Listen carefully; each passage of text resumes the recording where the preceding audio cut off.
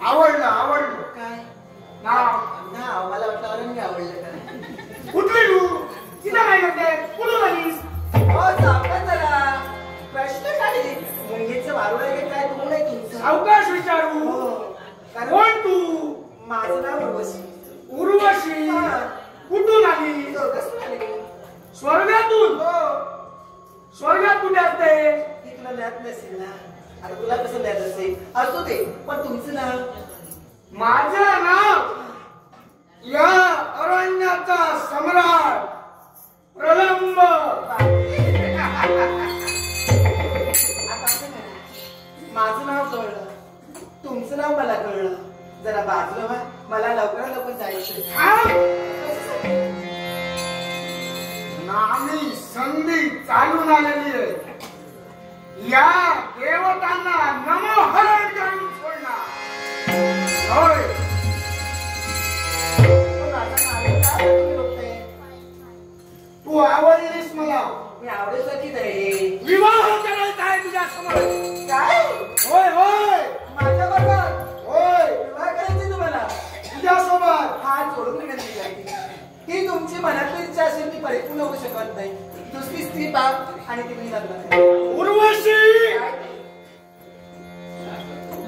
प्रलंबाला नाव ऐकायची सवय नाहीये सांगून जर ऐकत नसते तर स्वतःच्या भाऊबलाच्या जोरावर तुझ्या सोबत विवाह करेल मलाच ना पाहिजे मला ती इच्छा जगली कशी साध्य करते माझा पर्पज होतो पिढ्या कोणत्या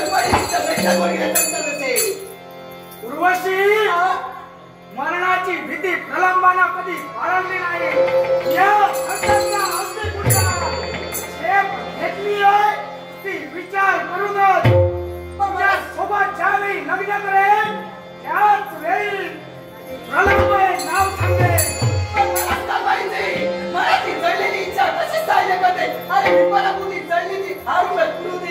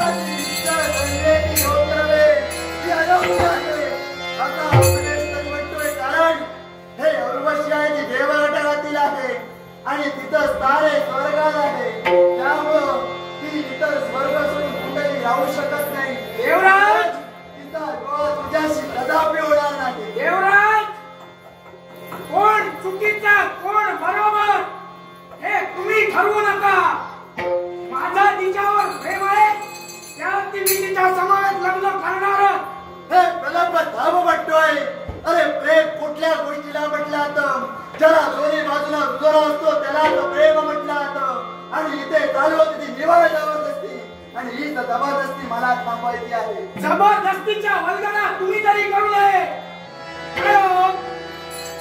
मला काय अक्कल मोठा समजला माझा गुरु ही महान आहे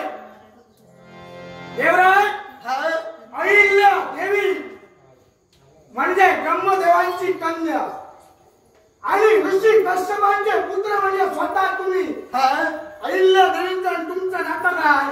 अहिल्या देवीचा आणि आमचा नातं तुम्हाला ऐकायचं ऐका म्हणतोय सांगतोय. तुमच्या प्रत्येक प्रश्नाची उत्तर मी तुम्हाला देतोय. ब्रह्मदेवाचे नातं काय ते सांगा. नातं काय तेच पटवून सांगतो ऐका. ज्यावरती अहिल्याचा प्रश्न तुम्ही मला विचारलात त्यावरती तुम्ही सुज्ञा आणि सुज्ञाने ऐकायला हवं आणि ऐकल्यानंतर वक्तव्य करायला हवं. बोला बोला. प्रथमतः वक्तव्य करू द्या तदनंतर तुमची मती तुम्ही पटवून द्या. ऐका. अहिल्या ही आमची नात्यानं कोण तशी पाहायला गेली तर अहिल्या आमची नात्यानं मावशी लागते. कारण कसं ते पटवून देतोय. कारण ब्रह्मदेवांच्या उजव्या अंगठ्यातून दक्ष प्रजापती यांचा जन्म झाला. त्यांच्या डाव्या अंगठ्यातून दक्ष प्रजापती यांच्या भार्येचा जन्म झाला. आता दक्ष प्रजापती कोण तर ब्रह्मदेवांचे पुत्र खरंच. आणि त्या दक्ष प्रजापतींच्या 37 कन्या कश्यप महंतांना दिल्या आणि त्याच कश्यप अदिती नंदन म्हणजे अमरेश. म्हणजे हे नातं कोणत्या कोणत्या प्रकारचं मी तुला पटवून तुम्ही म्हणता तुमची मावशी. मग स्वतःच्या मावशीच्या घरी जायला तुम्ही कमी पडला नाही. माझं पहिलं प्रेम आहे चालतं बाबा रे. आम्ही अहिल्याच्या घरी गेलो मान्य आहे. तू जो आरोप माझ्यावर लावतोयस ते देखील मान्य आहे. आरोप नाही सत्य. सत्य तू म्हणतोयस पण प्राप्त परिस्थिती त्याचा अनुभव तुला नाहीये. कारण अहिल्याचा उद्धार होणं हे तेवढाच महत्वाचं होतं आणि तिचा उद्धार हा प्रभू श्री रामचंद्राच्या हाती होता. म्हणूनच हे केवळ नाट्य देवराज देवताने काय तुम्हाला सत्व परीक्षा पाहायचा ठेका दिलाय असं हवं तर म्हणू शकतात. कारण देवतांचा अधिपती आहे. देवराज काहीतरी बोलू नका. या अरण्यात काष्ट गोळा करायला आलेली बायका आहे. देव म्हणताय तुम्हाला उद्यापासून कोणी तुमच्यावर विश्वास ठेवणार नाही. अरे बाबा असाच जर देव आद्यामध्ये येत राहत सत्व परीक्षा पाहायला येत राहत नाही ना तर या पतिव्रता स्त्रियांनी करायचं काय? प्रलंब देवे कसोटीचे कडे आहे. प्रत्येक भक्तांना कसोटीच्या कड्यावर उतरावी होऊन लागतं. अरे पण प्रत्येक वेळी तूच का? अधिकार बघतो. अरे पण प्रत्येक वेळी तूच का? याला एक कारण आहे. काय तुला प्रथमच वक्तव्य केले. कारण 33 कोट देवतांचा अधिपती मी असल्या कारणानं ते देव कार्य सुरळीत ठेवण्यासाठी परमेश्वर मला आज्ञा करतो आणि ती आज्ञा मला परिपूर्ण करावीच लागते. अरे तुझ्या सारखा स्वार्थी माणूस आणि इंद्र पदाला आपापलेला माणूस या साऱ्या विश्वात कोणीच नाही एवढं लक्षात ठेव. कारण 4 वेद आहेत. त्या 4 वेदातील ऋग्वेद ते कर्म रेखाटतं. त्या 1028 सूक्त आहे आणि त्यातील 1 चतुर्दश सूक्तात या देवेंद्राची बाबाने ते वेद काय करतात ते मला सांगू नको. मी अरण्यातला राक्षस आहे. अरण्यातला त्या वेदांची माहिती मला सांगू नको. माझं काय अरण्यातला राक्षस आहे. ज्या अर्थी तू अहिल्याचा प्रश्न मला विचारला त्या अर्थी तुम्हाला शुद्ध वाटत होता. पण काय करणार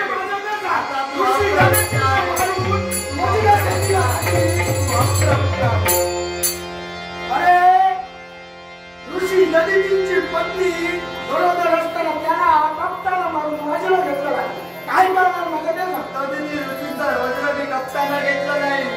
कारण तो असुर निर्माण झाला होता. तो बर्दिष्ट होता आणि केवळ नदीच्या ऋषीच्या अस्तित्वापासून त्याचा मृत्यू होता. म्हणून नदीची ऋषींनी स्वतःच्या इच्छेनं आपल्या देवाचे वज्र बनवलं आणि तेच वज्र तू किती बोलला तर तू कपटील आहे.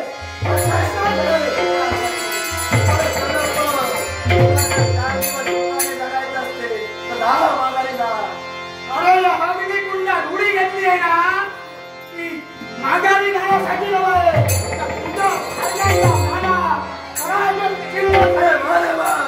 अरे शरीर वर्षाची गरजेती वर्षातून ती सोनावे का निश्चो वदती गुरुपते ना वदती सुधोना कर्तव्य. अरे शरद वेगान नसता वाटत असतं की ते बसावे पण ते बसू शकत नाही. ते फक्त गर्जना करत असतात, ते फक्त गर्जना करत असतात. तद्वत तुझ्या सारखे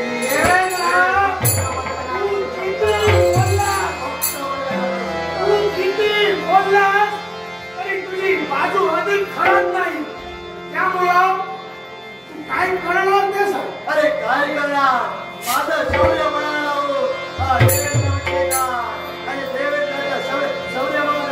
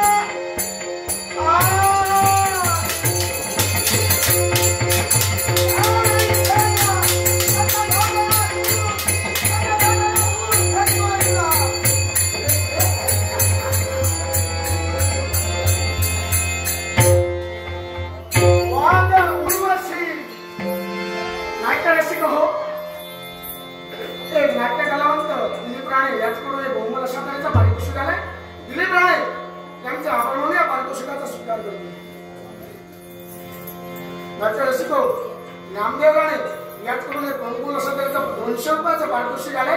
विठोबाच्या नामदेव गाणे यांना सुख शांती लाभो अशी प्रार्थना करतो आणि या बक्षिसाचा स्वीकार करतो. नाट्यरसिक नागेश्वराने याच करून कंकुल असं त्याचं 100 रुपयाचं पारितोषिक आले. त्यांच्या निमित्ताप्रमाणे या बक्षिसाचा स्वीकार करतो. तसंच श्रीदेव ब्राह्मण पेशवता नाट्य मंडळासाठी गुरुवर्य जयश्री राणे यांच्याकडनं 500 रुपयाचं बक्षीस आलेलं आहे. सर्व बक्षिसांचे श्रीदेव ब्राह्मण पेशवता नाट्य मंडळाच्या वतीने अत्यंत आभारी आहोत. वाघ उर्वशी या देवेंद्राच्या जीवावर एकदम पुन्हा काय वाटलं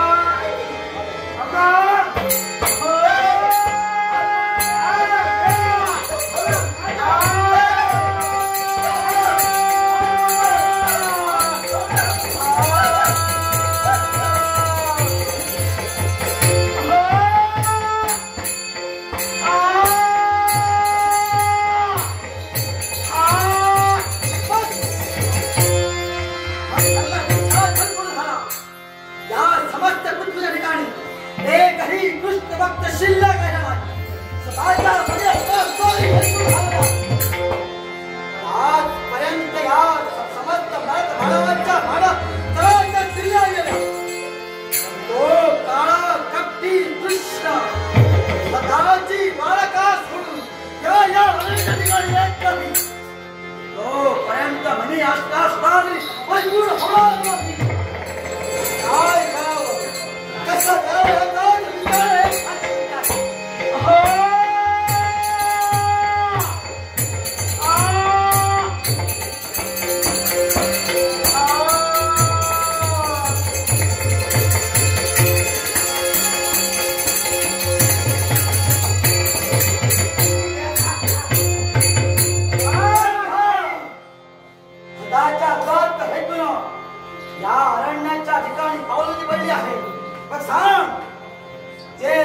मनी ठरविलं होतं या ध्येयाची परिपूर्ण झाली की नाही? आई हा ज्या ध्येयासाठी मी गेलो होतो ती माझी वामा बाजू रिक्त होती ती धरून काढण्याचा मी पुरेपूर प्रयत्न केलाय. बोलण्याचा भावार्थ देवतातील एक हजार अष्टरंगांपैकी गुरुवशीचं नाव उर्वशीला गंजीवळण करून सांगितलं ऐकली नाही या सरपंच पुढेपर्यंत घेऊन या ठिकाणी या मुळेपर्यंत या उर्वशी झालं. पण वलंभा स्वतःच्या अस्तित्वाचा विचार तू करस पण या तऱ्हेच्या मनातील शंकेत मला सांग.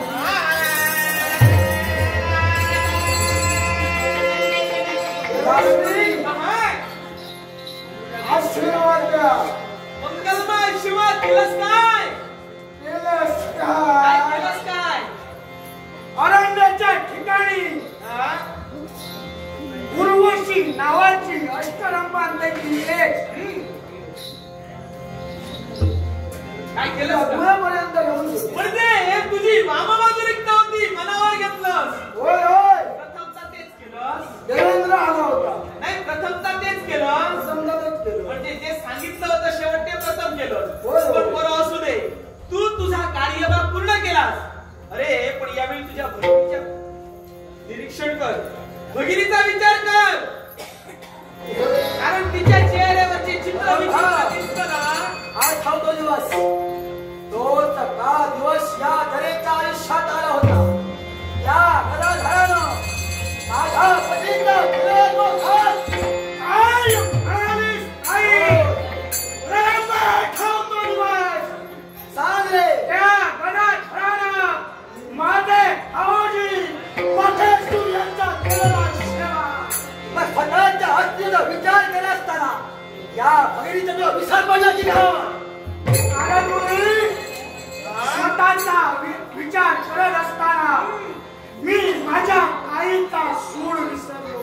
मग याच्या मुळाशी जर का कारण कोण असेल तर तो गोपालकृष्ण. काय? मग गोपालकृष्ण तुझ्या चरणाशी येऊ शकतो कधी सांगितलं होतं? नारदमुनी, त्यास तुमच्या मार्गात अवलंबन केलं.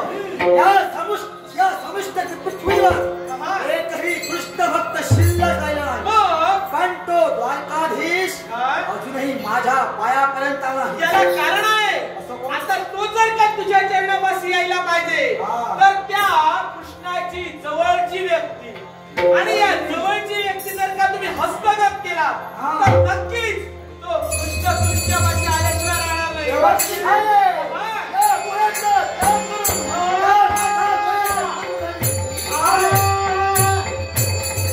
ही गेली खरी पण यावेळी गेली कशी ती तू बघितलं. यांच्यावर हिच्या संरक्षणासाठी महत्वाचं आहे आणि याच्यासाठी लवकरात लवकर काय करायचं ते तुझं तू बघ कारण तिचं संरक्षण करणं महत्वाचं आहे आणि याच्यासाठी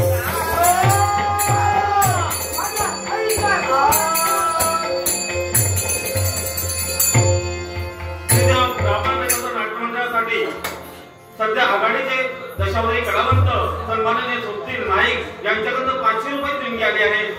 सन्माननीय सुप्तीन नाईक यांचे श्रीदेव ब्राह्मण पेशवत नाट्यमंडळाच्या वतीनं आम्ही अत्यंत आभारी आहोत.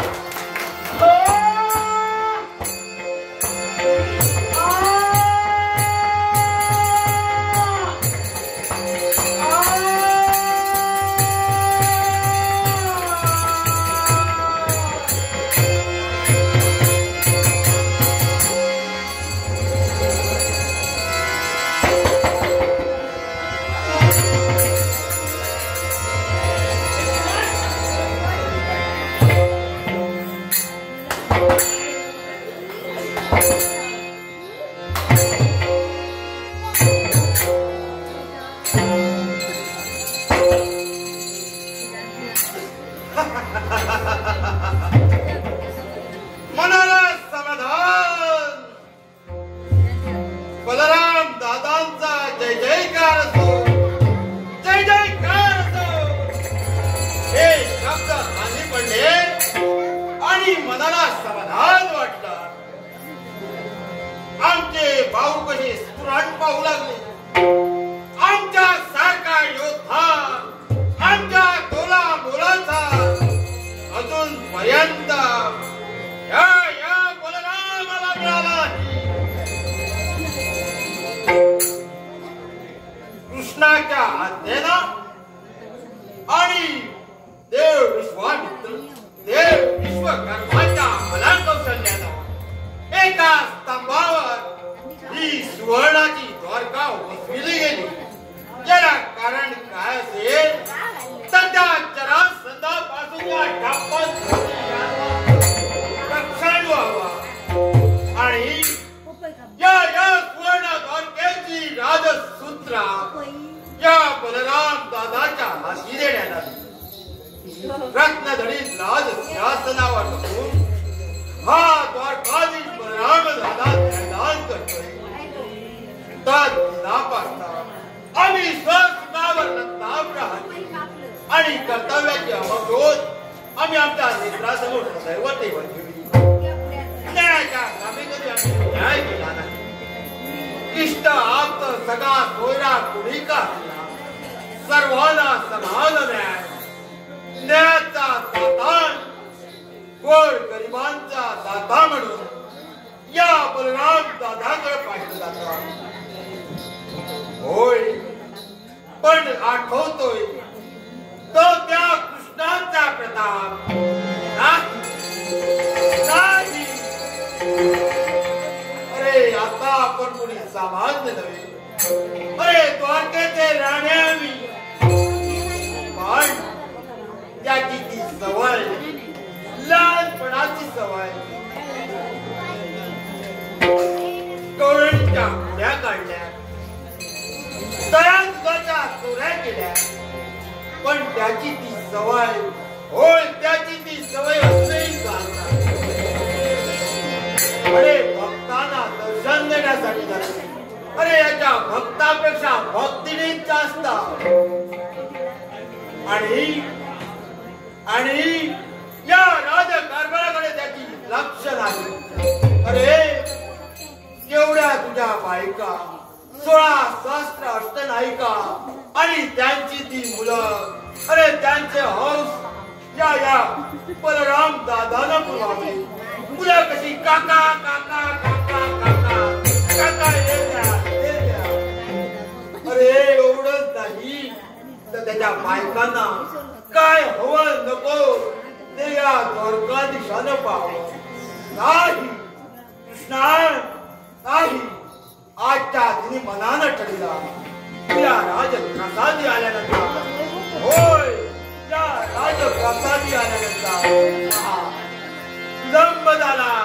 अजूनही त्याचं राजप्रसादी आगमन झालेलं नाही. याचे नेहमीच आहे. होय अजूनही तो राजप्रसादी आला नाही. आणि म्हणतात आमचा रागाचा पारा वर चढतो आहे. तो जर कृष्णाच्या दरबारी आला नाही तर कुणी त्याच्याशी बोलायचं नाही तर त्याच्याशी पाहायचंच नाही. पण तो गोड गोड बोलणार. होय तो गोड गोड बोलणार. लक्षात ठेवा, ध्यानात ठेवा, जो गोड बोलतो तो केव्हा ना केव्हा केसानं गळा कापतो. त्याच्या त्या गोड गोड बोलण्यानं भुलू नका. तो आल्यानंतर कुणी बोलायचं नाही. हा बलराम दादाचा श्रीवत्सलांचल श्रीवत्सलांचल श्रीवत्सलांचल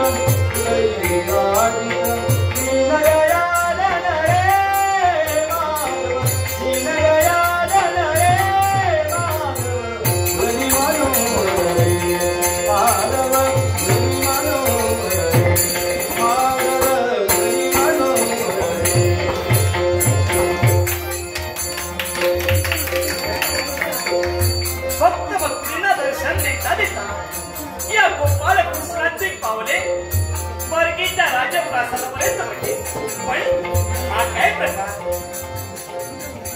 तितकेशः हसत वदनानं स्वागत करणारे माझे यादव बंधू आज निराश वदनेनं त्यांच्या नजरा माझ्या चरणांवर झुकल्या गेल्या, पण यांच्या मुळाशी कारण काय आहे हे कृष्ण जाणतोय. नक्कीच बलराम दादांनी तुम्हाला बोलायचं नाही त्याच्याशी.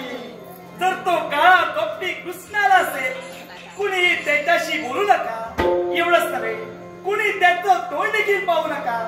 पण ज्या अर्थी तुमच्या नजरा माझ्या चरणांवर झुकल्या गेल्या, त्या अर्थी तुम्हाला आशीर्वचन देणं कृष्णाला क्रमप्राप्त आहे. आणि मच आहे या गोपाल कृष्णाचा माझ्या साऱ्या यादव बंधूंना आहे शुभ आणि मंगल शास्त्रीचा आशीर्वाद. शुभ आणि मंगल शास्त्रीचा आशीर्वाद. प्रथमतः आपण आल्याची जाणीव दादांना करून द्यावी. अहो दादा, अहो दादा, एकही शब्द बोलणार नाही. म्हणजे एकही शब्द बोलणार नाही. अहो एवढा रुसवा फुगा, नव्हे तर तुझं तोंडही पाहणार नाही. म्हणजे माझं मुख देखील पाहायचं नाही. दादा जास्त फुगू नका, नाहीतर फुटून जा. अहो दादा तसं नव्हे हो. कशाला तरी चालेल. अरे बाप रे, बाप रे, केवढा तुला. पण मेण किती जरी घट्ट झालं ना, तरी ते कसं विकरावं हे कृष्ण लागतोय. अहो दादा, या म्हणते दिवाळी मंदिर शास्त्रीचा आशीर्वाद. हात सुद्धा लावू नको. कृष्णाला द्या, कृष्णाला द्या. शुभ वर द्या. नमितो चरणां शुभ वर द्या.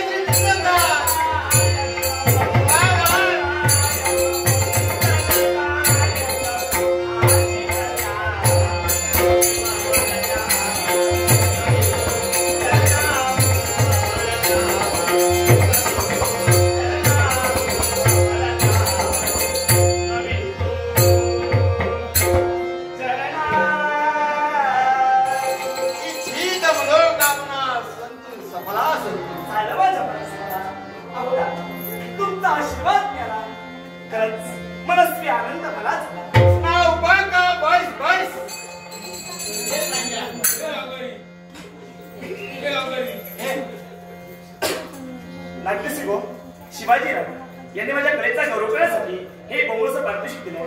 त्याचप्रमाणे एक युवा दशावतारी कलावंत प्रथमेश नेसले याने इंद्राची भूमिका करणारे साहिल राणे आणि माझ्या भूमिकेसाठी हे 100 रुपयाचं पारितोषिक दिलं. त्याचप्रमाणे शांती कलिंगण, द ग्रेट खलनायक शांती कलिंगण यांच्या आठवणी प्रित्यर्थ रेडीगावचे सुपुत्र अण्णा गडेकर यांनी माझ्या कलेचा गौरव करण्यासाठी हे कोमलचं 100 रुपये वाटलं. त्यांच्या तुमचे आभार मानतो.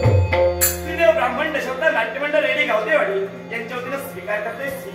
त्याचप्रमाणे आमच्या मंडळाचे ज्येष्ठ कलाकार, आमच्या मंडळाचे ब्राह्मण दशावतार नाट्य मंडळाचे ज्येष्ठ कलाकार श्री शिवाजी राणे यांनी माझ्या या कलेला बहुमोल असं पारितोषिक दिलेलं आहे. शिवाजी राणे व तुम्हाला जमलेल्या तमाम रसिक प्रेक्षकांचे आभार मानून श्रीदेव ब्राह्मण दशावतार नाट्य मंडळ रेडी गावकडे याच्या वतीनं श्री विठोबाला वंदन करून आनंदाने स्वीकारतो. त्याचप्रमाणे लक्ष्मण आरेकर, एक दशावतारी नाट्यप्रेमी लक्ष्मण आरेकर यांनी माझ्या या अल्पशा कलेला हे बहुमोल असं पारितोषिक दिलेलं आहे. लक्ष्मण आरेकर आणि तुम्ही जमलेल्या तमाम रसिक प्रेक्षकांचे आभार मानून ब्राह्मण दशावतार नाट्य मंडळ रेडी गावकडे याच्या वतीनं विठोबाला वंदन करून आनंदाने स्वीकारतो. अरे उभा का बैस तुमची इच्छा.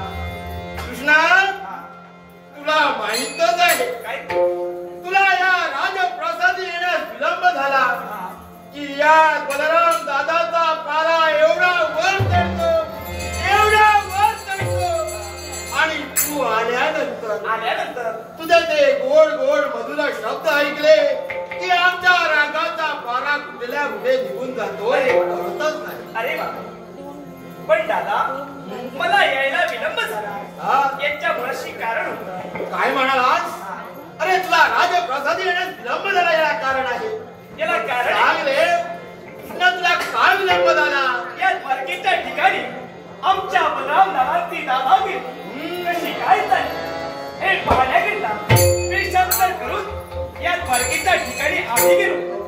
वा रे कृष्णा, अरे हे यादव या द्वारकाधीश बलराम दादाविषयी काय बोलताय हे ऐकण्यासाठी तू गेला होता. सांगले माझे यादव या बलराम दादाविषयी काय बोलतो? हो दादा, तुमचे सारे यादव बंधू, तुमचे सारे प्रजाजन वा काय म्हणताय? काय म्हणताय? तर आमचे बलराम दादा म्हणजे कोण? आमचे बलराम दादा हा जमिनीवर पडलेला गुळाचा खडा.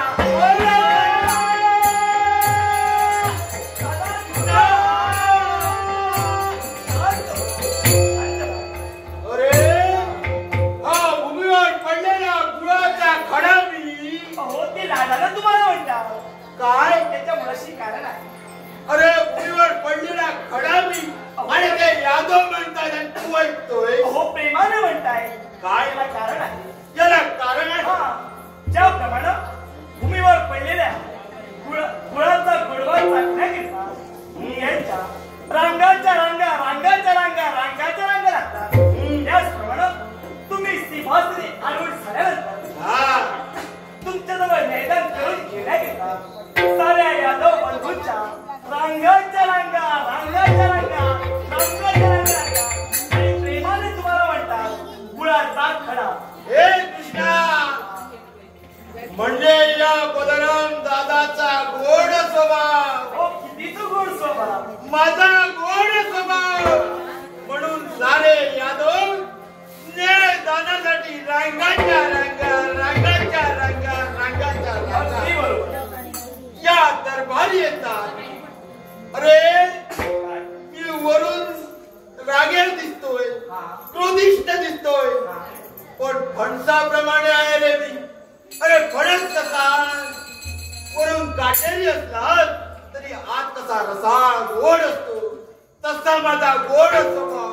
म्हणले सारे यादव या बलराम दादा चिपटून बसला. तुमचा एवढा गोड स्वभाव म्हणून म्हणतात ते जमिनीवर पडलेला गुळाचा खडा. गुळाचा खडा. अहो दादा, गुळाचाच खडा.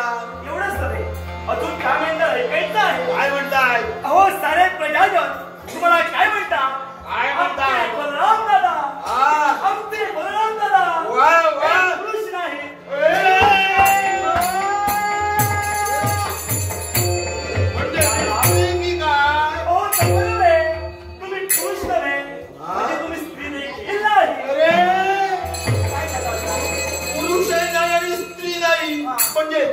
ओळखली का? बरोबर ओळखलं.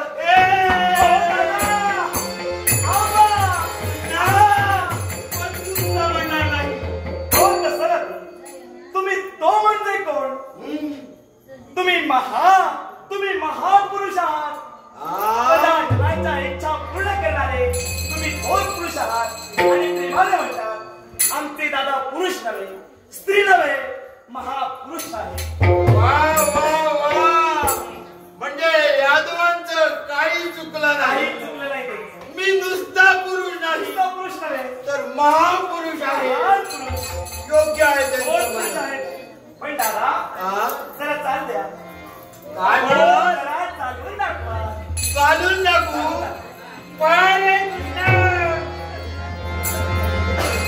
लवकर लवकर. हरे कृष्णा.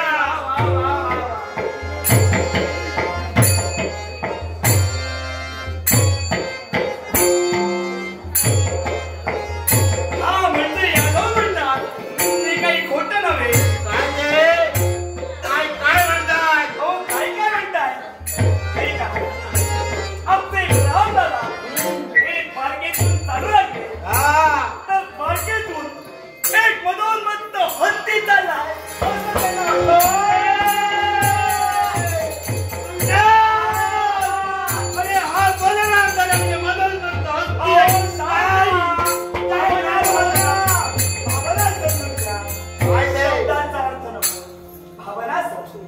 काय ते? काय ते? ज्याप्रमाणे एखादा हत्ती अरण्यातून चालू लागला तर त्याच्या पावलाखाली इतर लहान लहान लहान लहान लहान लहान प्राण्यांच्या पावलांचे ठसे सामावलेले असतात. त्याचप्रमाणे तुमच्या छत्रछायेखाली सारे बारकेतील यादव बंधू आज सुखी समाधानाने लागतात. आणि म्हणून तुम्हाला म्हणता येते हत्ती. हो का? प्रेमाने म्हणतात. अरे हत्तीच्या छत्रछायेखाली लहान लहान प्राणी ज्याप्रमाणे असतात तसेच या बलराम दादाच्या छत्रछायेखाली सारे यादव आहे. म्हणूनच तिला हत्ती म्हणताय. हत्ती म्हणताय. हत्ती तर असलेला विलंब अत्याचारी कुठं निघालात रे? अहो इथं इथं तिकडे जातोय. तिकडे जातोय. अहो कर्तव्य पूर्तीसाठी जातोय. वा रे कृष्णा, तुला तुझी कर्तव्य दिसतायत. पण या द्वारकेची राजसूत्र, अहो या द्वारकेचा राजकारभार कोण सांभाळणार? ज्येष्ठ कोण? अरे ज्येष्ठ हा बलराम दादा आहे. तुम्ही द्वारकेचे राणे आहात. होय. ज्येष्ठ तुम्ही असल्या कारणानं ही द्वारका तुमची, तुम्ही सांभाळा. आजच्या दिनी मी विचार केला आहे. विचार. होय, ही राजसूत्र तुझ्या हाती द्यायची आहे आणि मला विश्रांतीसाठी जायचं आहे. दादा तुम्हाला बरं नाही की का? मला बरं नाही. अहो विश्रांतीसाठी जाताय. माझ्याजवळ पाहून वाटतं नाही तुला?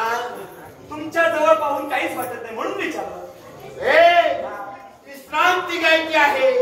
थकल्या भागल्या जीवाला विश्रांतीचं स्थान म्हणजे प्रिय पत्नीचा मान. प्रिय पत्नीचा मान. होय, अरे वा. मी जाणार आहे. तो रेवती वैदीच्या महाली जाणार आहे. दादा तुम्ही तुमच्या पत्नीला वहिनी म्हणता? अरे माझी बायको ती तुझी कोण?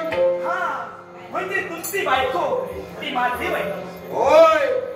अरे अरे तुझ्या बायका किती? 16 सहस्त्र अष्ट नाही का तुझ्या?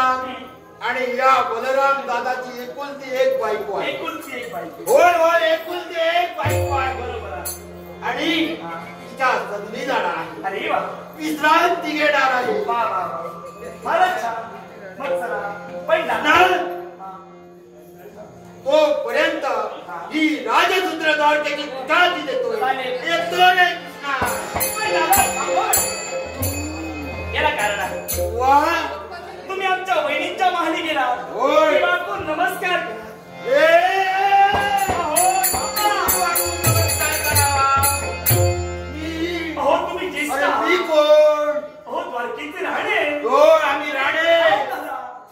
कनिष्ठ आहे.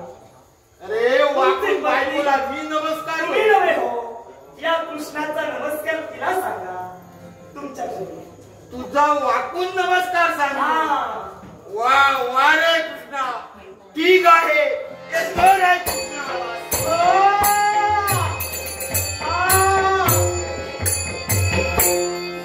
क्षणभर थट्टा केली, पण तो हेतू आम्हाला पूर्ण करायचा आहे.